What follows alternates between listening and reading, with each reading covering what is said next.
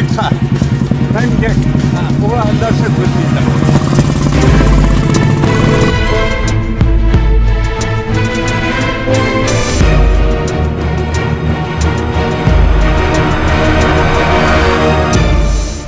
Please subscribe the channel and press the bell notification button to get the all updates of my upcoming videos.